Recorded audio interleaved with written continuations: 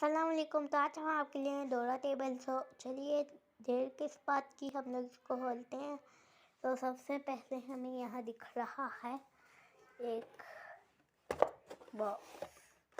इस बॉक्स में हमें सबसे पहले दिखा एक इयररिंग।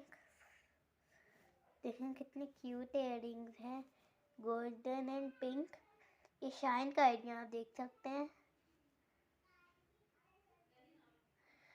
तो अब हम लोग ये बॉक्स भी बहुत प्यारा है।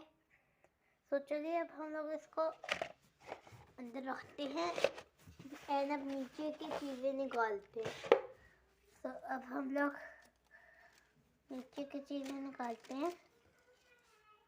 तो नीचे पे हम लोगों को एक लैपटॉप मिला है। ये देखें इतना क्यूट है, मुझे तो ये बहुत क्यूट लग रहा है। ये देखें इतना क्यूट है। अब हम लोग ये वाली एक बुक है, स्टोरी बुक शायरी। ये बच्चों के लिए बहुत हेल्पफुल है। देखिए इतनी सारी स्टोरी लिखी है, इसमें टोटल 100 हैं। अब आता है एक प्रोजेक्टर। ये बहुत ही अच्छा है प्रोजेक्टर। अब हम लोग निकालते हैं ये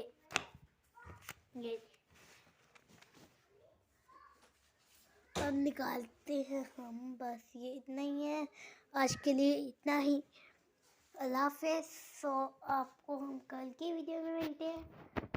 अल्लाह हाफ़िज़।